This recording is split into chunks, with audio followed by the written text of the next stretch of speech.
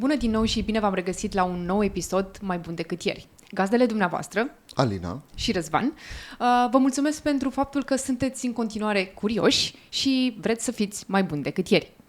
Am discutat despre aspectele legate de resurse umane și cum putem să intrăm sau să ieșim dintr-o organizație. Alături de Tudor am aflat care sunt acele ingrediente care te ajută să rezolvi probleme de zi cu zi. Și astăzi m-am gândit să ne oprim la unul dintre subiectele care pentru mine sunt ca un fier încins pe agenda de business a fiecărei discuții de zi cu zi, și anume digitalizare. Alături de invitatul nostru special, cu peste 25 de ani de experiență în banking, vom afla un pic care este evoluția digitalizării în România și care sunt elementele pe care le-am învățat de-a lungul timpului.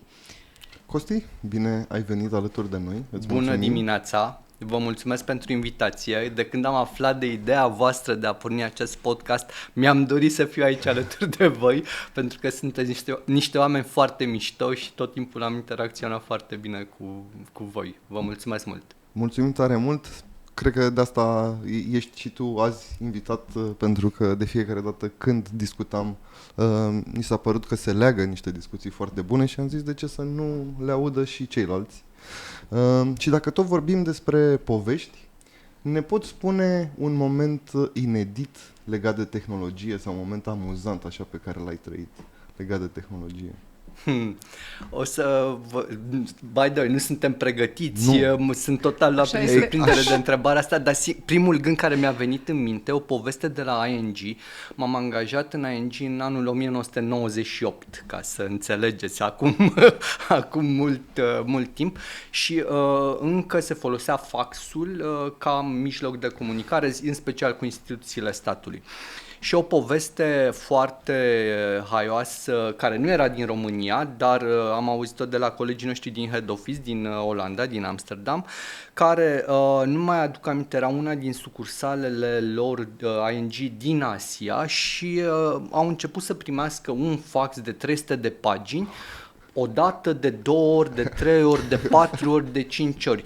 Până când la un moment dat cineva din Amsterdam mi-a sunat pe colegii din sucursala respectivă și i-a întrebat: dragilor, ce se întâmplă, că ne-ați blocat faxurile, nu mai știm ce să facem. Da, era un fel de DDoS din 98.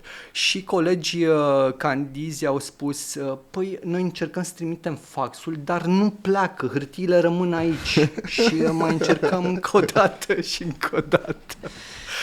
Deci ei încercau să teleporteze acele hârtii. Nu e neapărat de tehnologie, dar mi s-a părut haioasă.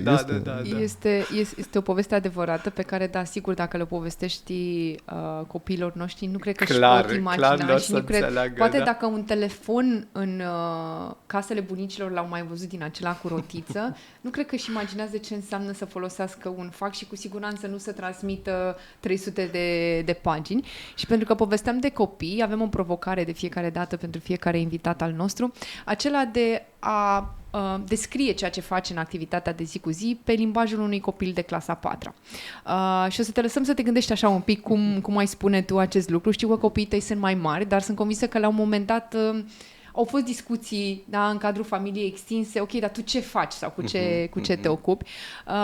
Și pentru mine a fost un pic o provocare să mă gândesc, pentru că managerul digital, până la urmă, sau Chief Digital Officer, este un rol nou, este un rol care merge și te-am ascultat și pe tine, da? Face o tranziție și o legătură între zona de business și zona de tehnologică, da? Zona de IT. Dar eu l-am asemuit, poate prin intermediul faptului că fac sport și triatlon, ca un antrenor, dar un antrenor care trebuie să coordoneze mai multe discipline sportive. Pentru că, de fapt, nu este doar despre un sport în sine, nu este doar despre a avea echipamentul sportiv, nu este doar, dacă fac paralela cu triatlonul, avea ochelari, costum de not, bicicletă, roțile potrivite și așa mai departe. Este mai degrabă despre strategie, despre viziune și cum le combin pe toate, astfel încât, la final, să știi că ai trecut linia de finish și să te simți analogia. Bine. Cel puțin așa cred că aș putea să le spun copiilor mei. Da. Răzvan, tu? Eu o să fiu foarte simplu. Eu m-am gândit la ce înseamnă managerul digital și m-am gândit că este omul care are grijă de oamenii din spatele aparatelor și grija asta înseamnă și că are grijă de ei, de ce înseamnă să fie o echipă, dar și de viziunea pe care trebuie să o implementeze, scopul pentru care vin la birou în fiecare zi. Pentru că în spatele oricărui aparat, măcar este un om care a făcut aparatul respectiv. Păi o să vă spun o poveste reală. Când copiii mei aveau vârsta de să fie în clasa 4-a, fiica mea a venit să mă viziteze la birou, lucram la Millennium Bank atunci, să vadă ce înseamnă o bancă. Și au venit cu mai mulți colegi, la mine în birou, le-am explicat, se uitau așa, nu cred că am reușit să dau definiția potrivită a ceea ce fac, dar după aia s-au dus într-o sucursală și au fost absolut fascinați de către seiful care era în tezaur și au văzut, wow, bani, deci asta face tati acolo, are grijă de bani. Dar cum cred că aș explica acum, având mai multă experiență și înțelepciune unui copil de clasa 4-a, ce fac, aș spune că ajut oamenii să folosească tehnologia. E foarte frumos spus. Noi tot timpul spunem că tehnologia nu poate să rezolve problemele care țin de oameni, dar da, acest rol ajută să știi pentru oameni cum să folosești tehnologia. Și ca să păstrăm aceeași metaforă legată de copii, m-am gândit pentru cei care nu cunosc și nu lucrează nici în domeniul bancar, nici în domeniul tehnologic, poate sunt în alte industrii sau poate sunt la început de drum în carieră și ar vrea să înțeleagă ce înseamnă digitalizare. Intenționat pentru cei care înțeleg acest domeniu, am ales să nu folosesc conceptul de transformare digitală, tocmai pentru că așa cum am povestit și cu Mihaela de la ING, avem așa niște reacții adverse când vorbim despre HR, când vorbim despre transformare digitală și alte concepte de genul ăsta, care, sigur, fac parte din viața noastră de zi cu zi, dar, așa cum a povestit și Costi în alte discuții ale noastre și noi în tot ce am făcut anterior acestui podcast, este că trebuie să vorbești pe limbajul unui om care să înțeleagă, pentru că în momentul în care înțelege, are și o acțiune de făcut. Și atunci am gândit că acest proces de digitalizare este ca evoluția până la urma noastră firească și începutul digitalizării a fost undeva în anii 2000, în care făcea așa trecerea din zona preșcolară către adolescență, zona de tehnologie. A început timid și sigur există diferențe de la o geografie la alta, însă a apărut primul interes față de tehnologie. Precursorul, să spunem așa, sau partea asta de creșă, da, a fost mai degrabă în anii 90, dacă ne gândim în zona de banking, când a apărut internetul și bancomatele. Eu țin minte, acum, Răzvan, ai făcut o prezentare cu istoria tehnologiei la un moment dat și țin minte că într-una din imaginile pe care le-a selectat, cred că prima persoană din lume care a scos bani de la un bancomat, anii 60-70, da, a fost regina Angliei de atunci, Elizabeth, da? Trecem din zona preșcolară în zona de adolescență odată cu anii 2010, unde, cum aș descrie cel mai simplu lucru ăsta, este de fapt că telefoanele mobile ne-au devenit prieteni. Nu știu dacă ne imaginăm în acest moment o zi fără să accesezi o informație. Da, fără prietenii ăștia ai noștri. Fără acești prieteni ai noștri. Rețelele sociale au luat cu siguranță avânt. Și sunt foarte multe, s-a început să se vorbească destul de mult despre ceea ce înseamnă inovație. Iar în anii 2020, unde ne aflăm acum, eu zic că am ajuns la un nivel de maturitate, cu siguranță, dar încă mai avem ceva ani de parcurs. Vorbim de inteligență artificială, vorbim de blockchain, vorbim de agilitate, vorbim de alți termeni, da, pe care îi incorporăm în viața de zi cu zi. Dar vreau să te întreb pentru tine, ca și persoană care ai peste 25 de ani, am zis să nu folosesc numărul exact de experiență. Poți, anul ăsta fac 50 de ani și sunt mândru de asta și mă simt, o cifră rotundă, mă simt foarte strong, puternic și bucuros, mai fericit ca la 30 de ani. Chiar vorbeam cu colegii mei săptămâna trecută lucrul ăsta. Este minunat că până la urmă știi cum e, când ne acceptăm cum suntem și ce am învățat până la această vârstă, este parte din noi. Cum ai descrie tu experiența ta? Da? Eu am deschis-o ca pe un proces, da? Cum s-a întâmplat și câteva puncte majore. Da? Ca experiența ta individuală până să ajungi aici, cum a fost această poveste pentru tine? Păi, tu cred că ai menționat foarte bine fazele transformaționale, dacă e să luăm așa, din zona asta de tehnologie, pentru că ai menționat internetul, ai menționat mobilul și ai menționat artificial intelligence. Asta e și părerea mea că astea au fost cele 3 lucruri care înseamnă niște revoluții care produc transformarea. Adică indiferent ce vom face noi, acum vorbim despre implicațiile etice ale AI-ului, cum poate să fie folosit împotriva umanității și sigur au fost și când s-a inventat internetul, când a apărut internetul, același gen de discuții și vorbim despre mobile, factori nocivi, dar se întâmplă. Adică indiferent ce vom face noi, lucrurile astea își vor urma cursul. Și mi-aduc aminte, apropo de ANG, când se inventase internetul și aveam o conexiune de dial-up care avea o capacitate de 9,6 kilobytes pe secundă și era ceva wow. Umplai repede o dischetă de 1,44 de mega. Da, și acum ce avea ANG-ul atunci într-un data center care era de 3 ori cât acest studio de filmare încape într-un telefon nu de ăsta cel mai modern, într-unul de acum 2 generații. E clar că s-a schimbat radical și știți că și computing power-ul sunt statistici care arată ce putere de procesare are un laptop de $1.000 și s-a ajuns acum 2 ani avea puterea creierului unui șoarece și evoluăm foarte rapid și se estima înainte de ChatGPT, se estima că în 2030 un laptop de $1.000 va avea puterea de procesare a creierului uman. Probabil că vom ajunge acolo, dar ce vreau să spun e că toate lucrurile astea pe care le vorbim noi acum nu sunt noi. Digitalizarea a început de mulți ani de zile, aș spune chiar înainte de 90 și inclusiv agilitatea. Aveau alte denumiri, erau, dacă mi-aduc aminte, cross-functional team și aveau și Cheetah, cross-functional team, în sensul că erau foarte rapide.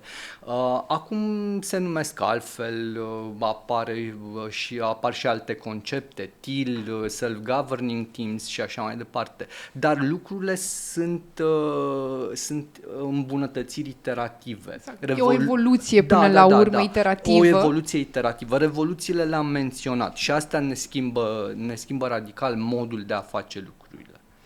Pentru că lucrezi în tehnologie, da, și ai venit din zona asta tehnologică, te-ai dus în zona de business, acum ești undeva din nou între, da? Da. Sunt convinsă că ai lucrat cu foarte mulți colegi de-ai tăi în diferite organizații, da, în diferite bănci, însă procesul de înțelegere și de adaptare este diferit de la o persoană la alta. Poate, cred că mai degrabă de la un individ la altul decât de la o echipă la alta. Cum ai observat tu, care au fost elementele esențiale acestei schimbări? Sunt oameni care natural, da, au mai multă energie, deschidere, de asta și noi ne adresăm oamenilor care vor în continuare să fie curioși și încă încearcă, da? Sunt și alții care poate se simt mai confortabili într-o zonă în care lucrurile să se întâmple așa cum au știut ei să le facă, pentru că asta le garantează un anumit nivel de siguranță, de stabilitate. Cât de mult a împins lucrul ăsta pentru oameni și pentru indivizi să se adapteze? Așa din experiența ta directă, dincolo de multe studii care s-au făcut în această direcție. Eu cred că oamenii rămân oameni și ce am învățat eu e să accept lucrul ăsta și să mă accept inclusiv pe mine. Da, eu sunt mai deschis la schimbare pentru că ăsta este felul meu de a fi. Provoc schimbarea pentru că mă alimentează și îmi trag energie din schimbare, din lucrurile pe care pot să le fac altfel. Dar oamenii în mod normal au o aversiune față de schimbare și trebuie să înțelegem lucrurile astea, trebuie să le dăm timp să aibă furia potriva schimbării și să înțelegem, să fim alături de ei și să le dăm timpul ăsta să proceseze schimbarea. Deci, și cred că este foarte important să înglobăm părerile oamenilor care nu sunt de acord cu schimbarea, să-i ascultăm activ, adică nu să, lasă că o să fie bine, că mai vedem și de astea, taci din gură că știm noi ce facem și să captăm activ părerile negative, să înțelegem de ce lucrurile se întâmplă altfel pentru acei oameni și să vorbim deschis despre lucrurile astea. Și o să vă dau un exemplu concret. OTP trece acum printr-un proces de vânzare. Businessul din România este de vânzare și s-a anunțat asta din mai. Acest proces e un proces de schimbare radicală a strategiei, pentru că OTP a crescut organic în ultimii ani și a crescut chiar foarte frumos. Din 2018, de când am pornit programul Apollo, ne-am dublat cota de piață, de la undeva 2% am depășit 4%. Ceea ce e o schimbare, pentru că am trecut printr-o schimbare de la a fi lenți și o creștere constantă la o creștere accelerată. După care spunem, stați așa că vindem. Normal, dar de ce? Da. Ce am făcut greșit? Și e normal să treci prin fazele astea. Vorbeam cu coachii noștri de echipă și chiar ei au pus punctul pe ei. Suntem într-un proces, dacă vreți, similar cu într-o mormântare. Trebuie să ne dăm voie să ne consumăm durerea, pentru că e o pierdere acolo. Toate emoțiile care se resimt, că până la urmă descoperi și dacă le negi, zici, stați așa că... Îi bagi sub Da. Sigur, poți să treci, pentru unii funcționează, dar de obicei ce se întâmplă, lucrurile astea le îngropăm în noi și nu se rezolvă, ele cresc acolo și produc alte traume sau depresii, anxietăți și la un moment dat ies la iveală. Deci fiecare, ce vreau să spun e că e important să te uiți la procesul de schimbare și m-ați întrebat ce recomand unui tânăr când se uită la digitalizare.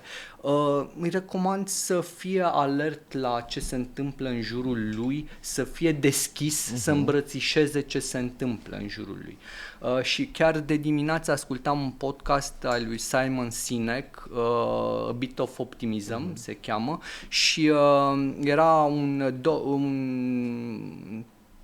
vorbea despre un doctor care a murit la 109 ani și l-a cunoscut la 102 ani și a întrebat, dar cum, ce ai făcut tu de ai ajuns să fii sănătos, să trăiești atât de mult, ai mâncat, ai băut, ce ai consumat, că astea sunt întrebările, ce suplimente ai consumat.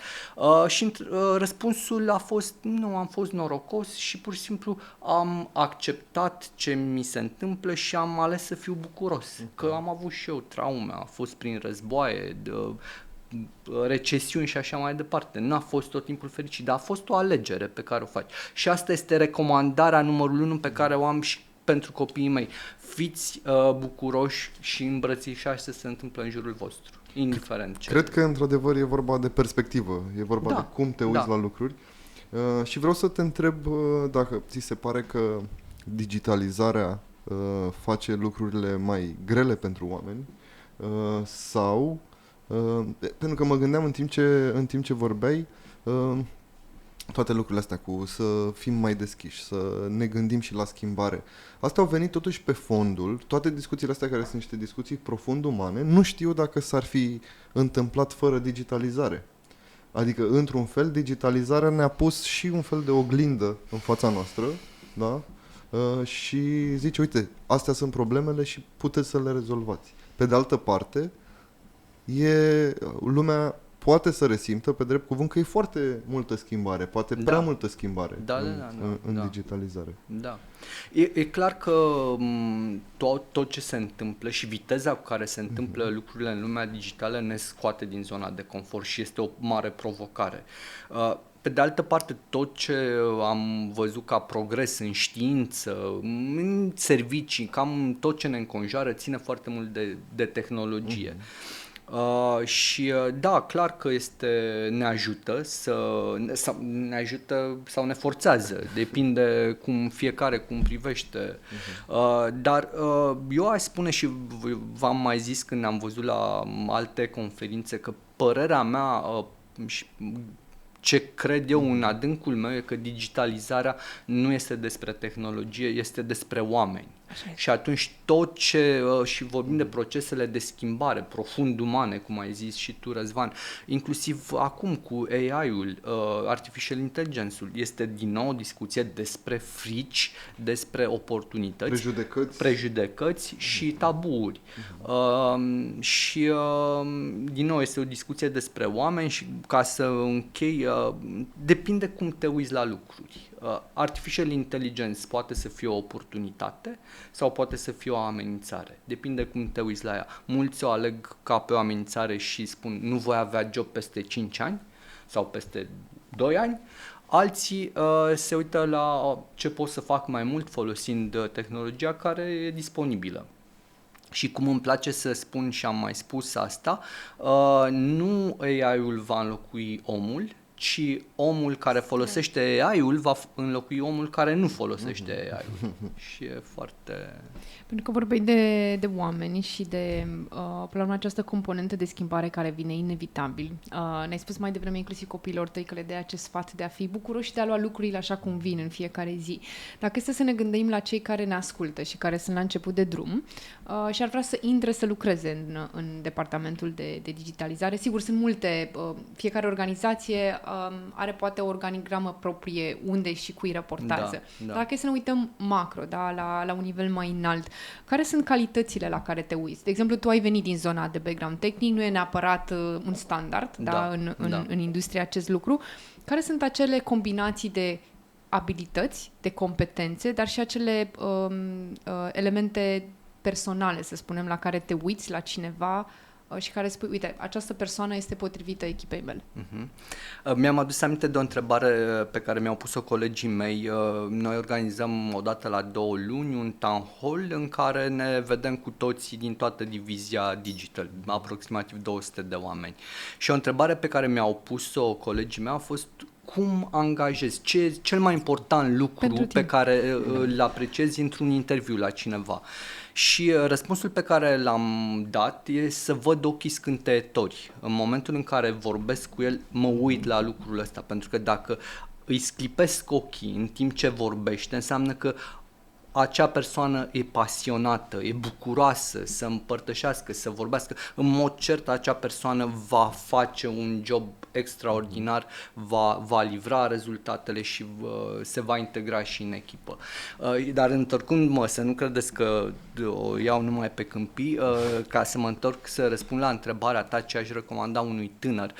Spun la ce ne uităm. Noi am creat o academie digitală de reskilling în care luăm colegi din bancă, nu neapărat cu background tehnic, luăm colegi din sucursale, din departamente de suport sau orice alte departamente și îi formăm să preia joburi tehnice. Și la ce ne uităm este capacitatea lor și disponibilitatea lor de a învăța, pentru că este important. Dacă vrei să înveți ceva, trebuie să-ți dorești să înveți și să poți să înveți lucrul respectiv.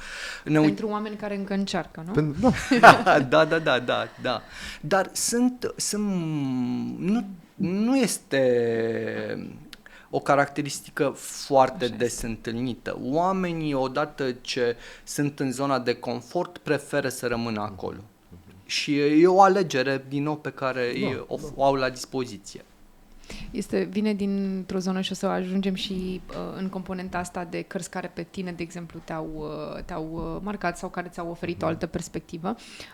Am citit acum câteva luni de zile cele 5 niveluri de leadership și recunosc că, deși știam care sunt, să zicem așa, din alte teorii diferențele, mi-a rămas în minte un element, și anume că atunci când schimbi un job, chiar dacă ai fost, să zicem, manager sau lider al unei organizații, foarte apreciat, până la urmă, cu relații foarte bune legate de oamenii și de echipa pe care o ai, în momentul în care faci această schimbare, tu te întorci în punctul 0.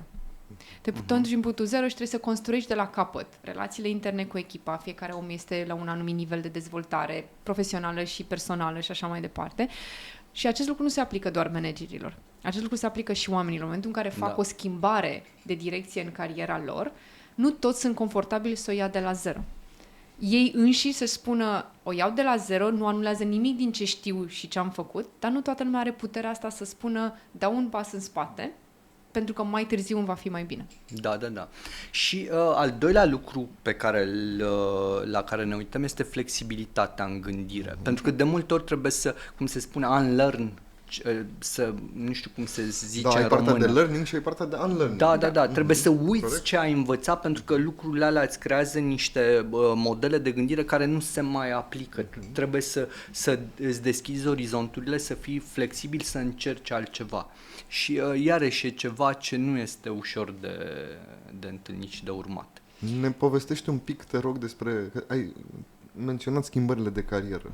Și eu sunt foarte curios care au fost punctele pivotale pentru tine, așa, în carieră. Dacă ar fi să numești 3 puncte. Da. Păi am menționat, Alina, de schimbările mele între business și IT și alea au fost cumva interesante. Am început în business, deși am terminat o facultate tehnică, am început în business, în Bancorex, o bancă de stat. Ei căutau pe cineva atunci care vorbea engleză. Asta a fost atuul meu, să zic așa. Și, iată încă un skill pentru început. Să știi engleză, că nu știi la ce te poate ajuta. Într-adevăr, da. Și m-am angajat într-un departament de piețe de capital. Piața de capital în 96, când m-am angajat la Bancorex, nu exista, se forma atunci. Și am intrat în business, nu m-am potrivit cu mediul ăla de bancă de stat, m-am dus la ING într-un mediu, în IT, într-un mediu super dinamic. Am învățat extrem de multe acolo și am plecat după 9 ani din ING. De ce? Ajunsesem la un platou. Mă simțeam că am făcut ce puteam să fac. Ai căutat o schimbare. Am căutat o schimbare unde să pot să contribui mai mult. Căutam un challenge. Și atunci a venit Banca Millennium de la zero și am plecat dintr-un departament de 100 și ceva de oameni de la ING, aveam asistentă și m-am dus, eram al doilea român în echipa Millennium și când am ajuns stăteam într-un hotel și cod la cod cu membrii boardului și au zis: Costi, noi nu avem calculatoare, ajută-ne. Și zic: da, cum, aveți o firmă înregistrată în România? Nu. Și m-am dus, am sunat un furnizor: puteți să-mi dați și mie niște calculatoare, vi le plătim noi, dar trebuie să mergeți pe încredere. Și m-am apucat a doua zi să instalez calculatoare și am livrat calculatoarele și după aia în paralel am făcut și strategia și așa mai departe. Da, a fost ceva... Ce schimbare! Da. Este ceea ce în definiție se spune când treci dintr-un mediu corporatist în intraprenorial până la urmă. Pentru că de fapt ai luat o organizație de la zero și ai crescut împreună. Mediul ăla a fost foarte potrivit pentru mine. M-am simțit ca un pește în apă. Lucrurile erau foarte multă complexitate, VUCA, volatility, ambiguity, complexity și ambiguity am zis era la sfârșit, uncertainty. Da, exact genul ăla de VUCA funcționez bine în mediile astea în care lucrurile nu sunt atât de clare, se schimbă cu repeziciune. Probabil asta te-a și adus acolo, pentru că în realitate marea majoritate a oamenilor are nevoie de o mai mare predictibilitate decât de incertitudine. Da. Și reușesc să pun ordine în haos și asta mă motivează. Și de la Millennium n-am plecat pentru că OTP a cumpărat Millennium. A fost cumva o întâmplare că am rămas, chiar a fost o întâmplare pentru că erau niște culturi total diferite în OTP și Millennium. Cultura OTP era mai degrabă asemănătoare cu cultura Bancorexului, de bancă de stat, silozată și chiar am vrut să plec după primele interacțiuni și atunci președintele de atunci mi-a zis: dar nu vrei să stai să mă ajut să schimbăm OTP-ul? Și asta deja m-a dus în zona care... Da, hai să facem asta, da. În zona asta. Clar, toate aceste experiențe ne ajută până la urmă să facem ceva pentru business, pentru echipele noastre, dar și pentru noi, pentru că creștem împreună cu businessul și noi personal. Ai vreun moment în care ți-ai spus cu claritate sau fermitate: da, astăzi sunt mai bun decât ieri? Sau pentru că am trecut prin experiența asta, mă simt că sunt mai confortabil? Cred că nu, ca să fiu sincer, pentru că iterația este prea mică. Adică de obicei nu reflectez că sunt mai bun decât ieri, dar cu siguranță pot spune că sunt mai bun decât acum 5 ani. Pentru că se văd lucrurile mai clar, se văd lucrurile altfel. Ce pot să spun că sunt mai bucuros decât ieri sau nu mă gândesc neapărat că sunt mai bun. Mi-am luat mai multă energie din ceva sau mi-a adus mai multă bucurie un lucru pe care l-am făcut și reflectez la genul ăsta de lucruri, nu neapărat că sunt mai bun sau mai puțin bun. Okay. E până la urmă și o interpretare, da? Pentru că lucrurile astea în care spui, uite, sunt mai bucuros, până la urmă dacă pentru mine acum ceva timp nu simțeam sau nu eram conștient să mă gândesc la lucrul ăsta, înseamnă că acum a fost o evoluție firească și sunt prezent în acel moment și spun, ok, mă simt mai bine decât m-am simțit în trecut sau cel puțin cu nivelul de înțelegere actual. Păstrând aceeași metaforă cu antrenor și cu jucător, indiferent că suntem, și eu tind să cred că noua generație sau tipul de management sau leadership care se caută este acela în care știi să schimbi rolurile, da? Uneori trebuie să, exact cum ai povestit tu de experiența ta de la Millennium, nu poți să vii doar ca manager să aștepți că alții vor face lucruri, da? Uneori iei tu, spui mâna pe telefon și faci lucrurile să se întâmple. Dar în viața noastră și în cariera noastră avem nevoie de oameni sau întotdeauna întâlnim oameni care sunt acolo pentru noi și au reprezentat ceva. Poți să ne dai exemple, nu știu dacă vrei să-i menționezi anume, dar poate întâmplarea în sine, rolurile lor sau momentele importante în viața ta în care ai fost ajutat sau ai simțit că ai avut acel suport care te-a ajutat să mergi mai departe. Continuând cu președintele de la vremea respectivă de la UTP care... Nu l-aș menționa pe el. Cred că un rol, și o să-l menționez, fiind tânăr manager în ING, aveam, cred că 26 de ani, fără multă experiență de viață, nu înțelegeam viața. Pe mine copiii m-au ajutat foarte mult să cresc personal, să înțeleg ce înseamnă răbdarea, ce înseamnă tonul pe care îl folosești într-o discuție, mai mult decât ce spui. Și limbajul verbal și așa mai departe. Deci de la copii am învățat foarte multe lucruri, dar la acel moment și fiind în cultura, cumva fiind în dictatură, oamenii privesc autoritatea într-un mod cu respect, poate chiar mai mult decât respect, frică. Fiind mare șef în ING, oamenii nu prea au curajul să spună sau nu aveau curajul să spună ce gândeau și poate că nici eu nu eram suficient de deschis să ascult sau să întreb.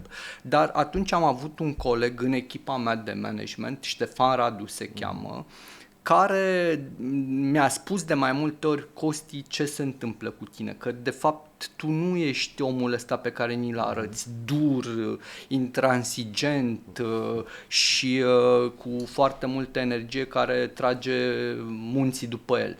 Și nu de genul ăsta de lider avem nevoie. Și mi-a spus asta cu subiect și predicat și pentru mine a însemnat mare lucru. Cred că ține mult și mă regăsesc în ceea ce ai povestit tu, fără să vorbim atât de mult despre noi și zona asta personală, dar cred că atunci când ești lider la început de drum, asta mi s-a întâmplat și mie, contează foarte mult modelele pe care le-ai avut în jur, pentru că natural, ca și copiii, da, urmăresc părinții și adulții din jurul lor și undeva mi se pare că la acel moment, modelul de management era mai degrabă un model ierarhic, un model mai distant, intransigent, poate chiar dur, da?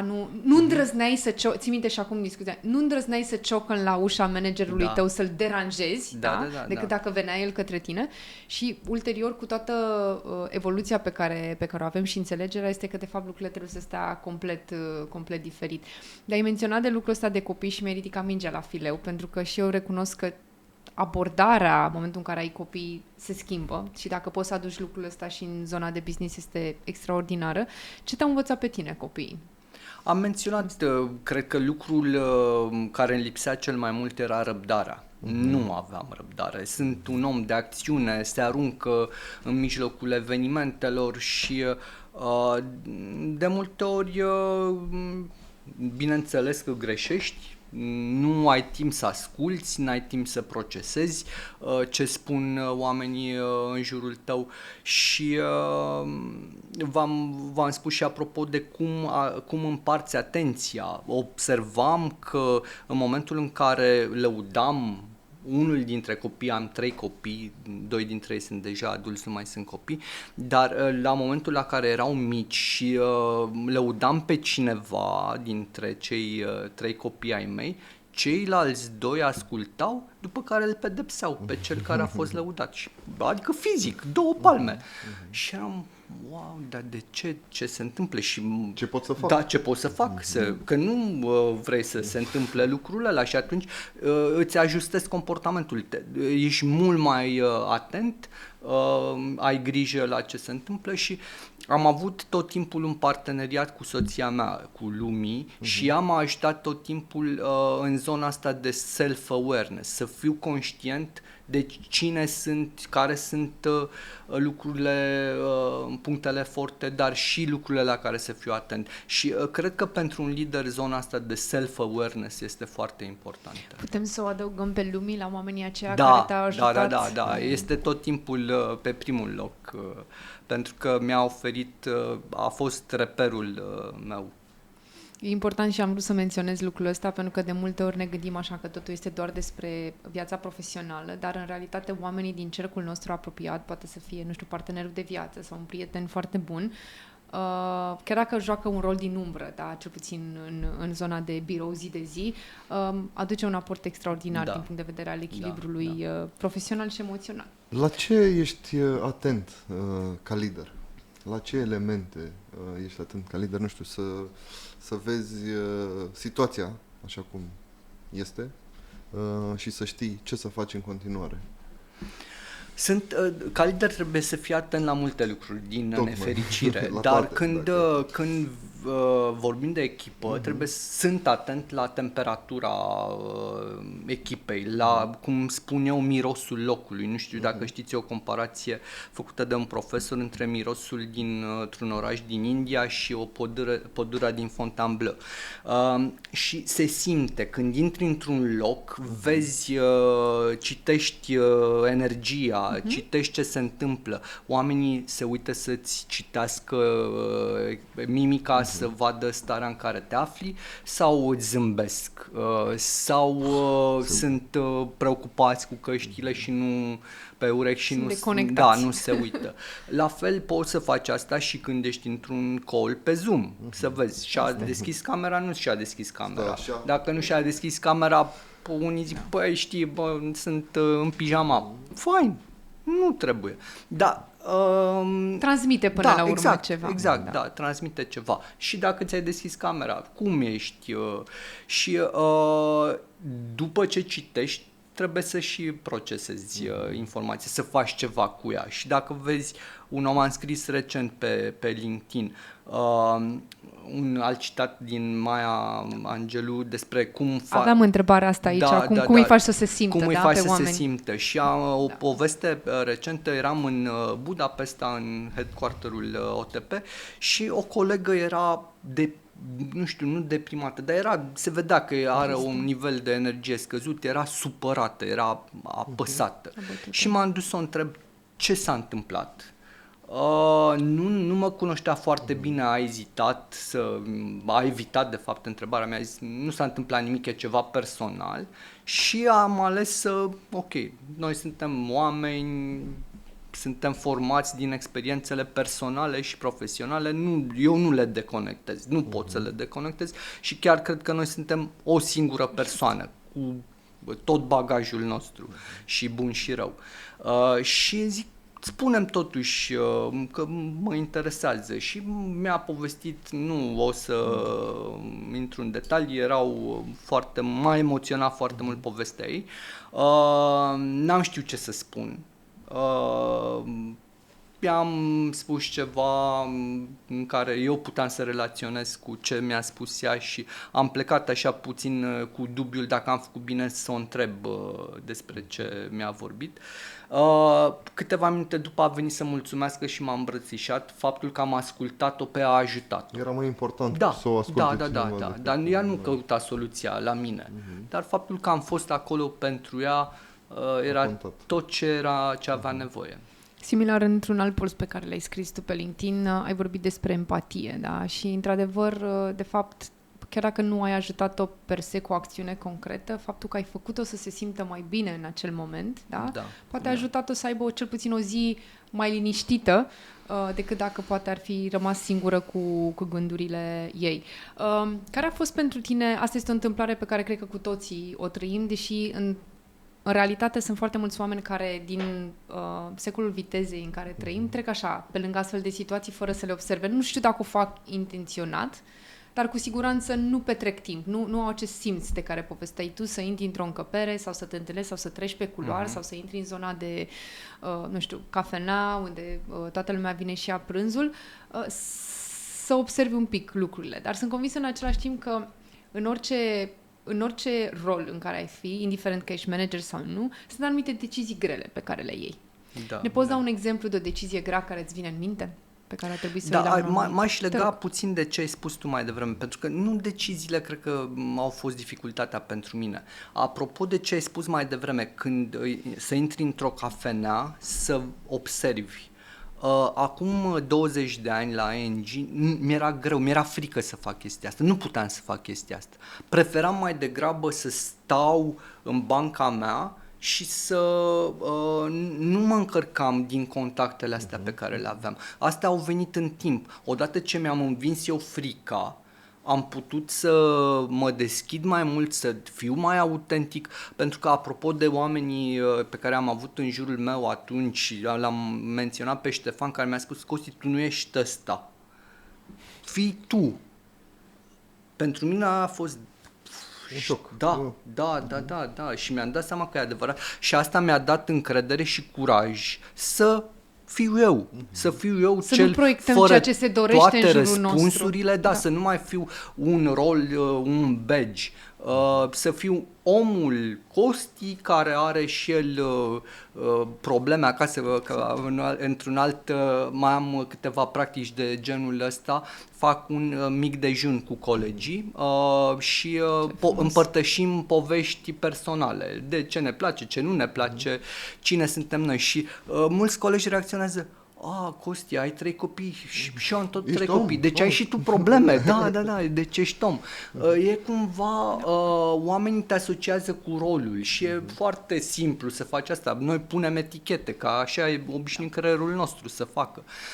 Și în momentul în care tu spargi bariera aia, minunile apar și lucrurile frumoase apar, pentru că odată ce ești autentic, oamenii vin înspre tine, autenticitatea asta atrage, faptul că nu ești un robot care le știe pe toate, iarăși atrage oamenii, pentru că sunt la fel ca tine, e foarte simplu. Ai povestit mai devreme de zona asta culturală și de fiecare dată ne întoarcem până la urmă, e un punct care revine de fiecare dată în orice discuție.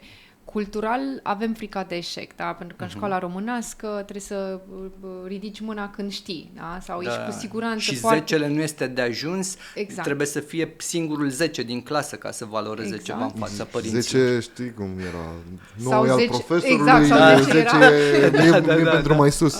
Și într-adevăr, poate pentru mulți care n-au făcut conștient lucrul ăsta, au abordat genul ăsta de cultură internă în organizație, în care știm cu toții, am trecut cu toții prin această experiență la începutul carierei noastre, încă se întâmplă în anumite organizații, în care eșecul este foarte, foarte aspru.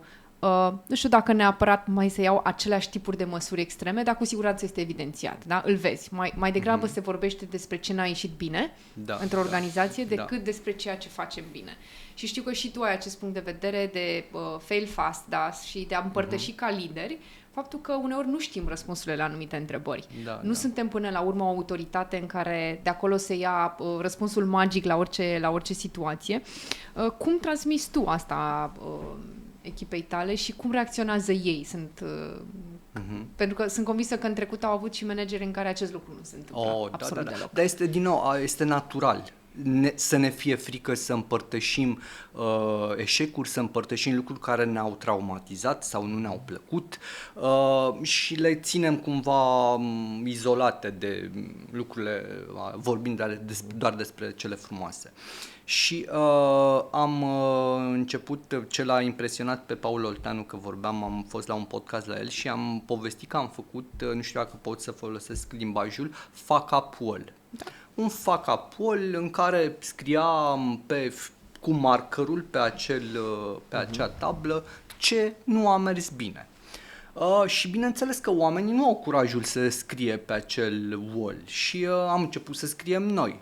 După care la acele town hall-uri despre care v-am vorbit, echipa noastră de management, colegii din echipa mea de management, vorbeau despre eșecurile sau erorile personale pe care ei le-au făcut într-o perioadă. Și în momentul în care tu vorbești despre o eroare, dar by the way, o eroare la job, nu așa general, că toți putem oamenii rezonau, adică se regăseau în băi, uite, a greșit, povestea. recunoaște că a greșit și a mers mai departe și by the way, e unde e, adică e destul de puternic și cred că exemplul personal e foarte important.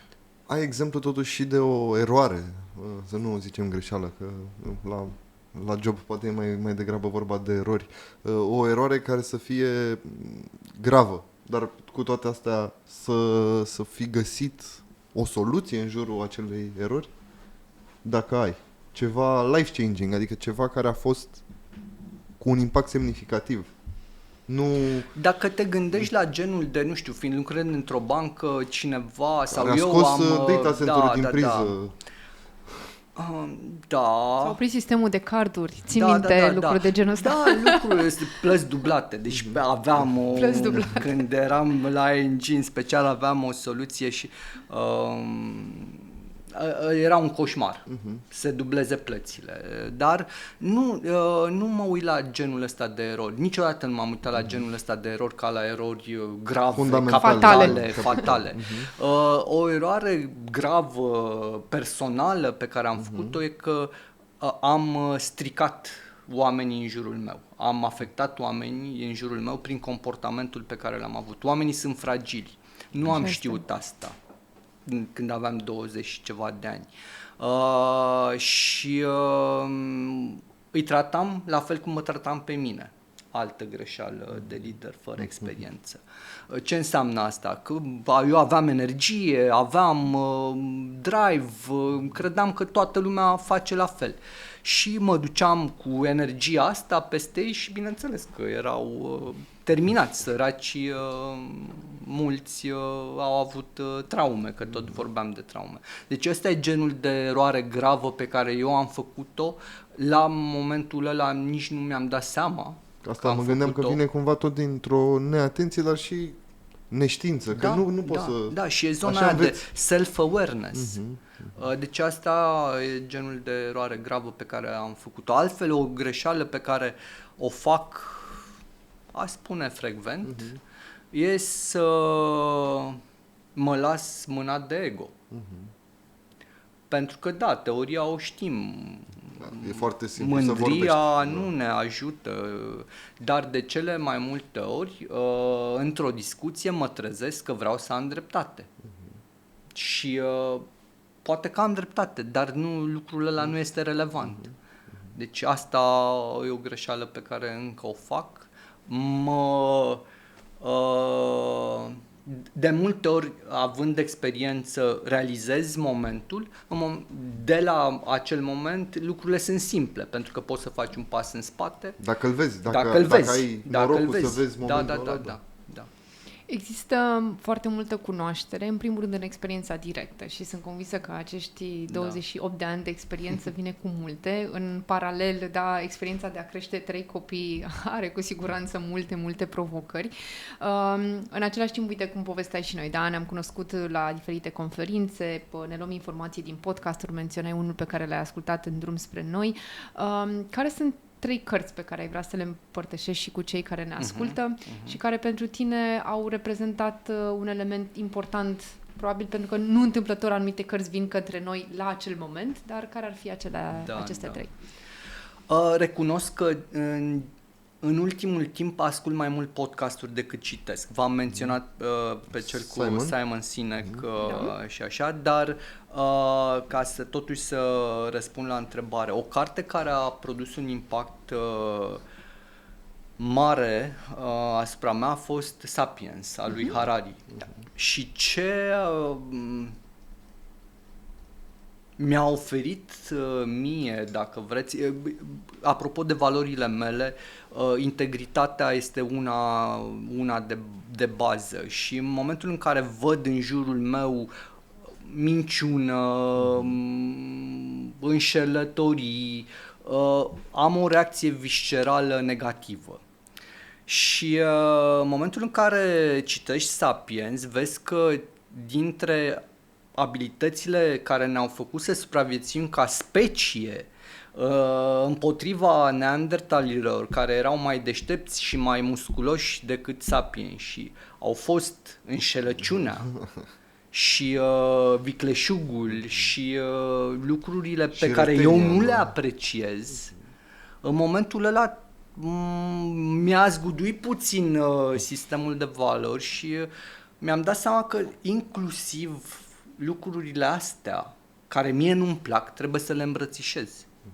Și de atunci mi-am schimbat cumva perspectiva și caut mai mult în jurul meu oameni care nu neapărat îmi validează opiniile, ci știu clar că au apropo Trump versus Biden sau Obama, mă duc înspre oameni care îl apreciază pe Trump să înțeleg de ce. Da. Pentru că eu nu eram anything but. Și vezi că de fapt Trump nu este un atât de idiot pe cât pare în presa pe care noi o ascultăm și că a făcut foarte multe lucruri bune în zona de business. Și așa mai departe. Vezi deci, ca să vă dau tot Harari însă aici sigur ai rezonat, da? Că spune, a fost primul care a menționat în momentul în care a lansat cartea că cea mai importantă competență a noastră ca să supraviețuim secolului 21 este aceea de adaptabilitate. Da, și a menționat lucrul ăsta. Eu recunosc că nu m-a surprins, în schimb mi se părea un pic mai departe, adică cum descria el, că de fapt trebuie să te adaptezi zi de zi. Și realitatea este că noi acum trăim acest lucru. Adică sunt schimbări sau elemente de perspectivă sau lucruri care vin, care trebuie să le faci astăzi. Nu era ca în trecut. Sigur, le planificăm, se întâmplă peste o lună. Nu, se întâmplă astăzi. Da, așa e. Și apropo de ce mă întrebai la început, ce aș recomanda unui copil, am menționat unui copil sau tânăr care începe orice carieră. Am menționat flexibilitatea, dar de fapt duce în zona asta de adaptabilitate. Ok. Îți mai vin în minte podcasturi sau alte două cărți? Așa, o altă carte care mi-a plăcut, apropo de leadership, este Manager împotriva curentului de Buckingham. Este un studiu făcut de Gallup pe 80.000 de manageri și îmi place stilul ăsta american de a studia că toată lumea are păreri. Și s-au scris mii de cărți despre lucrul ăsta. Dacă îmi vezi niște comportamente disecate și despre care vorbesc și managerii, dar în special cei care sunt sub acei manageri, și vezi ce comportamente produc rezultate, apropo de că toată lumea se uită la rezultatul companiei, dar ce conduce la rezultatul companiei? Și faci conexiunea între un om care este engaged, mulțumit cu ceea ce face și rezultatul companiei, pentru mine a fost puternic. Și de atunci m-am uitat mult mai atent la cum facem ca în jurul nostru să avem un mediu care să ne facă fericiți la muncă și rezultatele vin ca și consecință.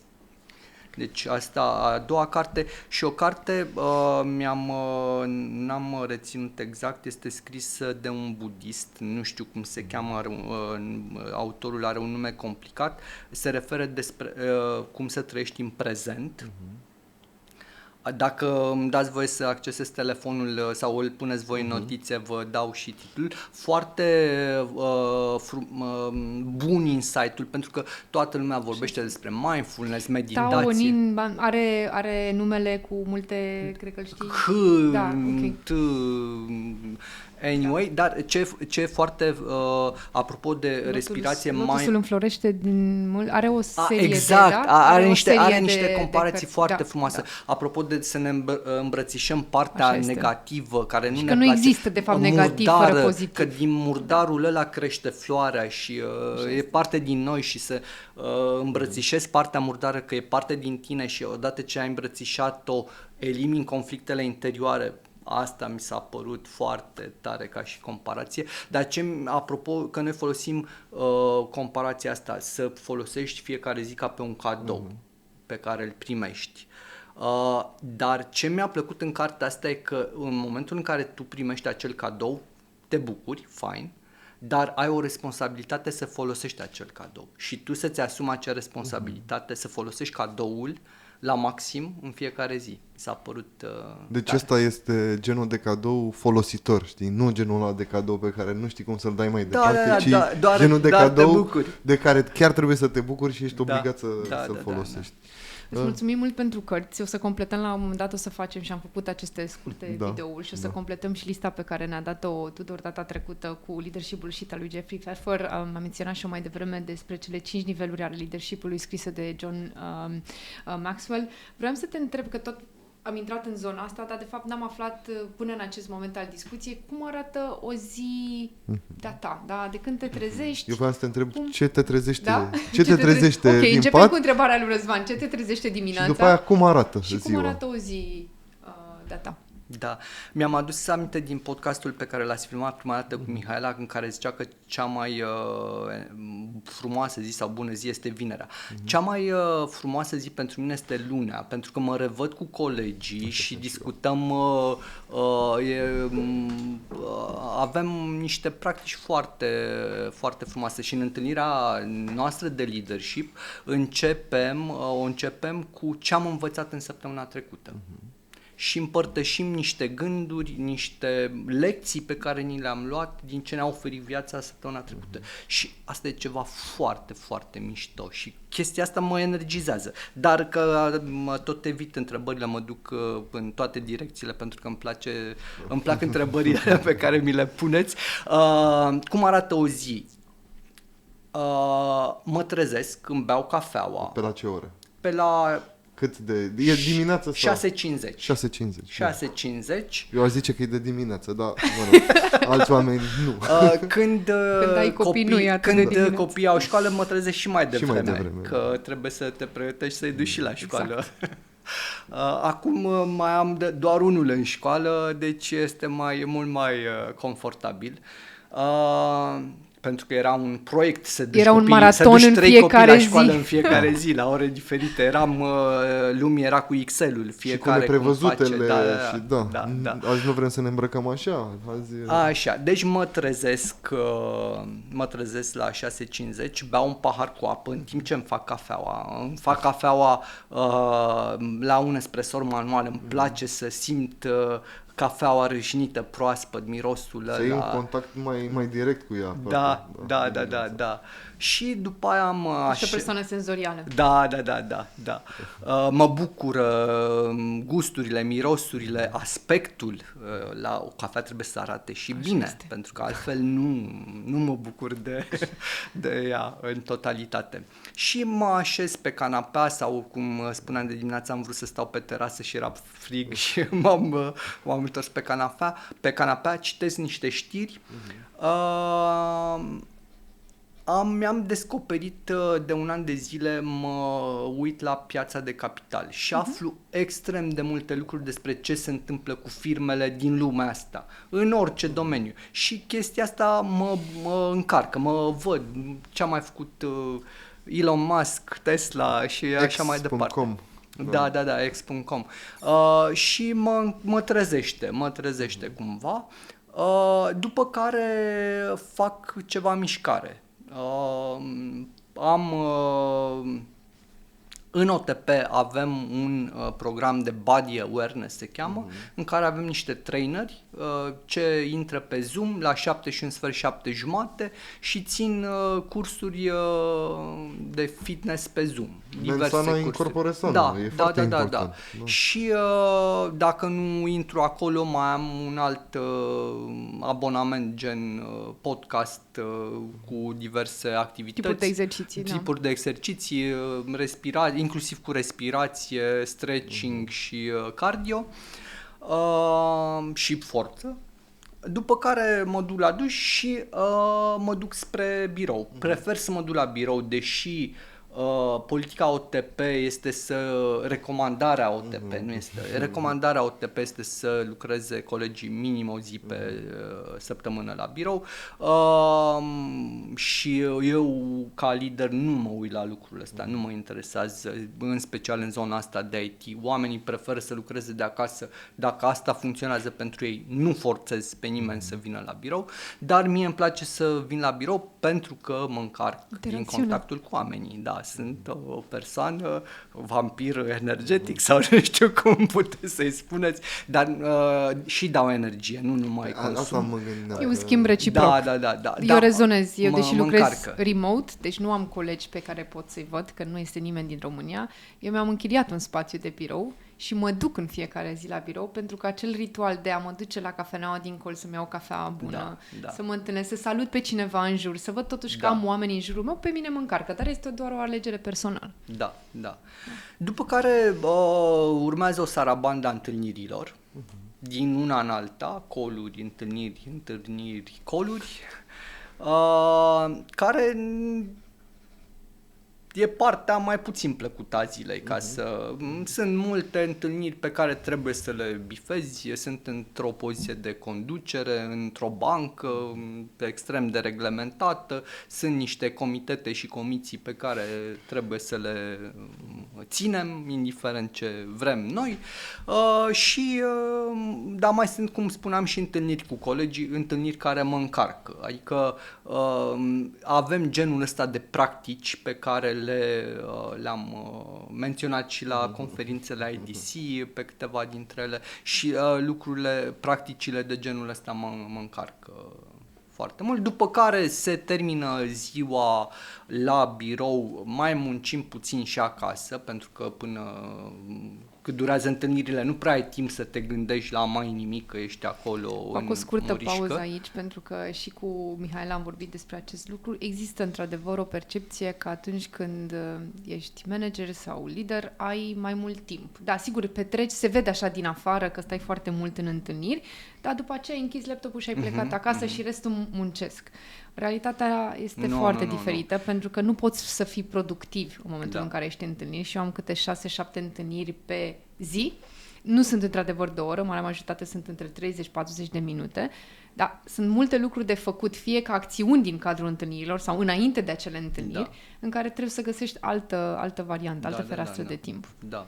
Și nu sunt adeptul să faci niște lucruri așa în fugă, prefer să le amân pentru sfârșitul zilei, mă duc acasă, mă relaxez, poate mai fac o plimbare sau mănânc ceva cu soția, cu familia și după aia, după ce m-am liniștit, m-am reconectat cu mine, mi-a mult mai puțin timp și încărcat cu o energie pozitivă rezolv altfel lucrurile și nu mai pare o povară. Adică mă duc, este o alegere. Am lucrurile alea de rezolvat, e o alegere, mă simt bine că le-am rezolvat, după care ne uităm la un film sau facem ceva cu familia. Cred că până acum, din episoadele pe care le-am avut, nimeni nu a vorbit de o separare foarte, foarte clară între viața personală și viața profesională. Cumva, lucrurile astea, cum ziceai tu mai devreme, sunt un întreg. Da. Și mă uitam la întrebarea voastră către Mihaela, cum consider dacă ai un work-life balance bun. Eu cred că am un work-life balance bun. Muncesc mult, îmi place să muncesc și în weekend, când sunt lucruri, apropo de strategie, ai nevoie de un timp de reflexie, ai nevoie de cumva să fii tu cu gândurile tale liniștit ca să poți să stabilești o strategie, ceva important. Nu poți să... în timpul alergării să produci niște lucruri. Hai să mai facem niște documente. Acum, documentele poți să le faci, dar documentele alea nu vor fi ceea ce trebuie. Crezi că ca manager este o profesie, o meserie, adică ceva care se învață, sau o vocație? Asta cu vocația, chiar v-am spus, nu știu, mi se pare o aroganță. Adică suntem cu toții, evoluăm, învățăm. Bun. Și cred că ai nevoie de niște abilități. Adică dacă nu-ți place să vorbești cu oamenii, să interacționezi cu oamenii, îți va fi greu să fii manager. Dacă e să o luăm așa ca vocație. E din nou ca în sport, știi, poți să ai un anumit talent, dar dacă nu-l duci mai departe și nu-l lucrezi mai departe, nu va rămâne acolo sau nu vei face performanță. Da. Dar pe de altă parte nu cred că este o știință exactă. E deci important. Nu e o profesie. Da, nu e o profesie. E important să știi foarte multe lucruri, să înveți de cum să abordezi unele lucruri. Și mă uitam la firmele americane care ele spun foarte clar cum să ții întâlnirile, cum să dai feedback, când să dai feedback, când să nu dai feedback și mi se pare fascinant că au atât de clar un framework, un framework pentru orice. Care te ajută, da. Pe de altă parte ține tot de tine și de autocunoașterea de care am vorbit, pentru că dacă citim cărți nu înseamnă că suntem mai buni decât ieri. Și apropo de ce eu rezonez mai bine la experiențe cu care interacționez direct. Am menționat de podcasturi care sunt cumva la mijloc, pentru că tu auzi niște oameni acolo, te conectezi mai ușor, cel puțin eu mă conectez mai ușor cu poveștile lor, dar poveștile care pe mine m-au influențat cel mai mult sunt poveștile reale cu care am avut contact nemijlocit. Și vă dau un exemplu, săptămâna trecută am organizat un alt eveniment, Open Days se cheamă, în care am vorbit cu colegii din divizia de digital despre vânzarea băncii. Și ne-am strâns pe un etaj, am fost surprins că în iulie, era încă iulie săptămâna trecută, au venit de mulți colegi foarte mulți colegi la birou, nu am avut loc să avem un hot desking policy și avem cam 50 de locuri, au venit aproape 80 de colegi. Am avut o înghețată, un barista care ne-a pregătit cafea, niște fructe și am vorbit despre vânzare. Și am deschis evenimentul, normal au fost întrebări, dar am deschis evenimentul, am spart gheața cu un joc de cunoaștere și am făcut niște perechi și să aflăm niște povești despre colegii noștri pe care nu le știam. Și povestea care a câștigat, am avut și niște premii, am dat niște cărți ca și premiu. Povestea care m-a impresionat foarte mult, o colegă, împreună cu familia ei a creat un adăpost pentru câini pe care îl finanțează din banii proprii și are câteva zeci de animăluțe pe care le-au salvat și au grijă de ele. Și mai puternic e că își lasă părul să crească un an de zile sau ceva de genul ăsta și apoi îl donează pentru cei care fac peruci și să poată să ajute femeile care au cancer sau fac tratamente de chimioterapie. Lucrurile astea sunt reale. Da. Sunt reale și rămâi fără cuvinte până la urmă în fața unor asemenea lucruri. În zona asta de leadership, dar și în viața de zi cu zi, vin către noi foarte multe cerințe, da? Există și componenta asta din nou, leadership who's got the monkey, da? Vine un coleg la tine și spune, uite, am problema asta. Și ce faci tu în acel moment? Că de multe ori zici, ok, o iau eu și încerc să o rezolv, dar rămâi cu un sac foarte mare de astfel de probleme. Și pentru mine, la începutul carierei mele în această zonă, și încă recunosc că mai am această problemă, avem puterea de a spune că încă nu suntem acolo unde poate ne-am dorit să fim, fără să menționăm perfecțiune. Cum spui tu nu? Sau cât de des spui nu? Sau dacă ai ajuns la nivelul ăsta în care să te simți confortabil și să spui nu? Da, de problema asta am trecut mai mult. Am trecut de mult de faza în care nu puteam să spun nu știu. Deci și acum e o mândrie pentru mine să spun colegilor că ei sunt în poziția aia pentru că știu mai bine ce au de făcut decât mine și că aștept de la ei să-mi spună ce să fac, nu invers. Și normal că a fost un șoc, apropo de când am venit eu în OTP, era pe bune, hai să fim serioși, adică ce neba, păi tu ești unde ești, câștigi banii pe care ai și să spun eu ce să faci. A existat, dar acum suntem fiecare, pentru că ce se întâmplă de fapt, genul ăsta de abordare odată ce ai trecut de frica de a spune nu știu și cum te percep ceilalți, produce niște rezultate foarte bune, pentru că tu îi valorizezi pe colegii pe care îi ai acolo. Și o deschidere către toată lumea, și nu o închidere. Lumea apreciază, adică, uite, nebunul ăsta care e acolo, în sensul de nebun Carol, face ce-i spun eu, deci eu sunt important și îi determin, îi influențez decizia. Da, e cool. Ai menționat mai devreme, într-una dintre răspunsurile tale, că una dintre valorile la care tu ții și, până la urmă, valorile sunt la ceea ce reacționăm. Da? Ce ne trigger atunci, pe pozitiv sau pe negativ, că sunt în ambele variante, integritate. Care sunt alte valori pe care și voi, că până la urmă valorile personale a celor care lucrează într-o anumită organizație sau care definesc o anumită strategie sau viziune, ea până la urmă se regăsește în acea componentă de când vorbim despre customer experience. Da? Customer experience e un alt buzzword. Da? Ca să ajungi ca și clienții tăi să resimtă lucrurile respective, tu ca și organizație trebuie să ai, sau cel puțin trebuie să împărtășești o parte din acele valori.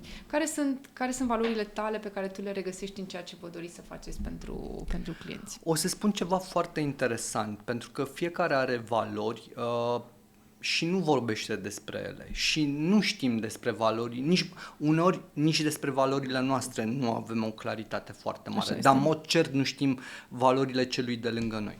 Și ce am făcut, am vorbit despre valorile în fiecăruia, în echipa de leadership ne-am strâns și am zis ok, care este purpose-ul nostru ca echipă? Purpose-ul nostru ca echipă, bineînțeles, să livrăm rezultatele băncii, a fost primul răspuns. Nu. Ăsta e purpose-ul băncii. Purpose-ul nostru ca echipă, care este? Și a fost un proces interesant, ne-am definit purpose-ul de a crea în OTP un mediu care să ne facă să devenim employer of choice. Și nu e ușor să faci lucrurile astea. Mai ales într-un mediu extrem de competitiv.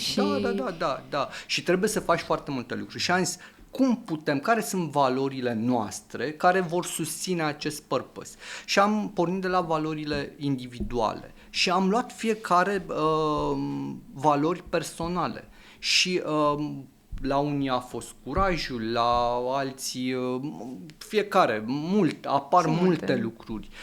Învățarea și respect, loialitate, sunt multe care de obicei sunt o combinație, nu avem una sau alta. Este foarte des întâlnită. Încredere. Da. Și am discutat deschis în echipa mea de management, de leadership, care sunt valorile pe care le alegem și le susținem ca echipă. Și apoi ne-am definit nevoile mele personale de la echipă, ca să putem să respectăm valorile pe care ni le-am ales și de multe ori vezi că nevoile astea sunt în conflict.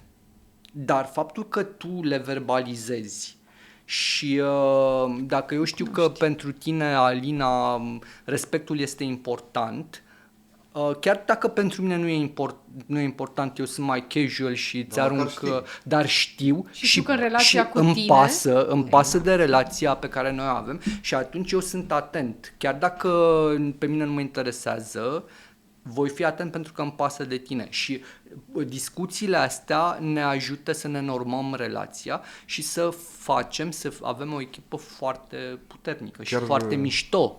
Să-ți facă plăcere să vii în echipa aia. Chiar mă gândesc ce tare ar fi ca la Sims, nu știu dacă v-ați jucat Sims, aveau un diamant așa deasupra capului, cum ar fi să scrie pe noi, știi, pe fiecare să scrie valorile și cred că am interacționa un pic diferit. Să avem un chip, nu? Să ne citim valorile. Nu, trebuie să fie ceva foarte, foarte la vedere, un tricou cu marcă derulantă. Poate ți-mi minte, Răzvan, și noi am făcut acest exercițiu când eram în IDC și a fost un element interesant pentru că, ca în orice organizație, eram puțini oameni, dar fiecare cu roluri foarte diferite. Da? Nu aveam toți același tipuri, să zicem, de competențe. Și a fost interesant să vedem că la primele interacțiuni ne dăm seama dacă, nu știu, ai o potrivire mai mare sau mai puțin cu cineva, că aveam, cred că, peste jumătate din cele 6 sau 7 valori pe care le-am definit să rămână finale, comune. Da? Și asta ne-am dat seama și după aceea oricine a venit în cadrul echipei, îi făceam acest test, îl făceam din nou împreună ca să vedem nivelul de compatibilitate, pentru că dincolo, când vorbim despre valori, nu există valori bune și valuri lor mai puțin bune. Există doar cum te vezi tu pe tine și să știi cum ești tu, să-i cunoști pe ceilalți din jur ca să știi cum reacționezi, să ai până la urmă o armonie în cadrul echipei. Mă bucur să aud lucrul ăsta. Eu știu că am propus și în alte organizații în trecut și undeva a fost așa o reticență. Probabil că acum deschiderea, sau cel puțin sper să fie o deschidere mai mare, pentru că sunt oameni care văd foarte rațional lucrurile și exact cum ai povestit tu, obiectivele legate de companie sunt văzute ca principalii factori care ne motivează să facem anumite lucruri. În realitate însă toată această combinație de cum vorbim, cum ne comportăm, cum comunicăm cu ceilalți, cum transmitem lucruri între noi, da? Ne ajută să ajungem la acele rezultate. Mai vreau să mai menționez ceva aici ce mi s-a părut foarte, foarte puternic. În momentul în care faci asta există o putere de amplificare. Pentru că ce s-a întâmplat după ce noi am făcut asta în echipele noastre, directorii din echipa mea s-au dus la managerii lor și au făcut același exercițiu. Și au fost oameni de vârsta mea care au spus: mamă, ce tare e chestia asta, n-am făcut-o niciodată, nu m-am gândit niciodată la ea și mă duc să o fac acasă în familie, pentru că mi se pare foarte, foarte puternic exercițiul.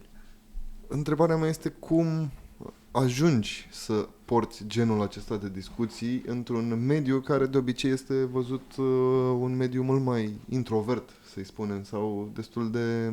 Tranzacțional? Nu știu dacă tranzacțional, da? IT-știi sunt văzuți, oamenii care lucrează în zona digitală, sunt văzuți ca cei care zic, lasă-mă în pace, că eu vreau să-mi văd de treaba mea și pe mine mă interesează doar să dau din taste, doar să, să produc ceva. Discuțiile astea despre emoții, despre valori, despre sentimente, despre greșeli, nu sunt neapărat ceva care... cu care să se simtă confortabil. Da, și cum ajungi acolo? Cum crezi că... De unde ai început? Poate, e o întrebare, să porți genul ăsta de discuții cu Păi cred că echipa. am spus mai devreme, trebuie să începi cu tine. Trebuie să te gândești tu la tine și la ce rezonează cu tine și ce nu rezonează cu tine. Și odată ce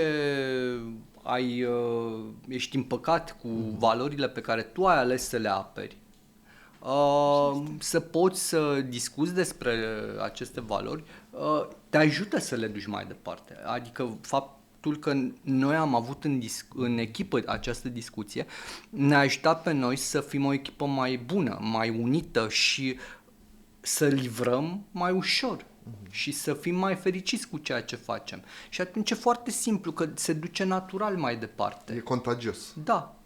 Și e adevărat bun. Ce spui tu, că exact oamenii ăștia de care spuneam că au avut aha momentul în care au zis, păi pot să duc asta în familie. Sunt oameni care nu sunt obișnuiți să vorbească despre asta, despre valori sau chiar despre ce simt. Ai menționat asta mai devreme. Dacă vezi ce efect are când faci asta, te gândești, păi de ce nu? E puterea exemplului. Da. Am petrecut peste o oră împreună și dacă ar fi așa să fac o analiză cât de mult am vorbit despre tehnologie versus cât de mult am vorbit despre oameni, cred că e clară balanța. În această direcție vreau să te întreb, reîntorcându-ne la rolul tău, da, și care a fost o evoluție naturală până la urmă în această direcție. Cum vezi tu că va evolua acest rol? Fie în cadrul OTP, pentru că treceți din nou printr-o transformare majoră, sau poate în altă organizație, lucrurile nu se știu în acest moment, dar cum crezi tu că va evolua acest rol de Digital Officer? Cred că am fost norocos, apropo de ce spunea domnul care a murit la 109 ani, pentru că mi-am luat energie și bucurie din lucrurile pe care le-am făcut. Și am fost norocos în sensul că am putut să-mi aleg să fac ceea ce mi-a plăcut și mi-a dat energia asta. Și cred că nu am fost nici mai bun, nici mai deștept, nici mai frumos decât alții. Cred că am avut niște abilități pe care le-am folosit, dar cred că am avut și acolo pe cineva sus care m-a iubit și mi-a permis să-mi aleg aceste roluri. Și atunci mă gândesc că mi se va întâmpla și în continuare la fel, ceea ce nu este neapărat adevărat, dar... Energia bună întotdeauna cred că atrage o energie bună. Da, și atunci îmi place foarte mult ce fac acum. Îmi place rolul pe care l-am, pentru că este, cum am spus mai devreme, la intersecția între umanitate și tehnologie. Și cred că trecând printr-o revoluție în momentul ăsta legată de artificial intelligence, mi-ar plăcea să ajut oamenii și organizația OTP în continuare să folosească, să integreze beneficiile aduse de această revoluție. Costi, îți mulțumim pentru prezența ta de aici, de azi. Eu am rămas cu ideea asta foarte puternică că dacă citești o carte nu înseamnă neapărat că ești mai bun decât ieri, ceea ce înseamnă că trebuie să ai experiența directă. Asta e pentru mine, adică nu... Cu asta am rămas eu. Cu asta zic că am rămas eu și mie mi se pare că... Și profesorul Constantin Tulcan spunea că o experiență directă valorează cât 1000 de cărți. Deci probabil că undeva depinde de fiecare, cu siguranță de unde se va, ce va dori să facă. Și pentru că mai bun decât ieri este până la urmă o întrebare. Ce înseamnă să fii mai bun decât ieri? Acceptăm cumva, și nu că acceptăm, mi se pare chiar firesc răspunsul tău, mai bucuros decât ieri și nu neapărat decât ieri, că e greu să te uiți la granularitatea asta, dar să vezi totuși... Pot să mai spun ceva aici, că nu știu dacă te pregătești pentru încheiere sau nu, dar ce mi s-a părut tot așa într-un podcast legat de piețele financiare de data asta, era un miliardar care vorbea despre... care sunt oamenii pe care el este invidios. El având miliarde, putând să-și din perspectiva noastră orice. Că poate orice. Exact. Sau are acces la orice. Răspunsul lui a fost că este invidios pe oamenii care sunt mai fericiți decât el. Și a fost... Chiar și acolo. Da, chiar și acolo. Și acolo. Și eu aș vrea să închei prin a-ți mulțumi. E întotdeauna o plăcere și mi se pare așa că discuția am putea să o mai... Da, să o extindem. A curs extrem de natural. Și pentru cei care ne ascultă, când am avut episodul nostru pilot și am spus ce avem în contact, eu și Răzvan, că ne place să scriem cu stiloul. Da, ne place să vă spunem și vouă că și Costi scrie cu stiloul. Avem aceeași marcă de stilou. Nu știu, poate o întâmplare sau nu, dar cu siguranță... Oamenii după stilouri se recunosc. Asta e. Putem poate să scoatem acest titlu la un moment dat și îți mulțumesc foarte mult pentru deschidere, pentru că ne-ai povestit,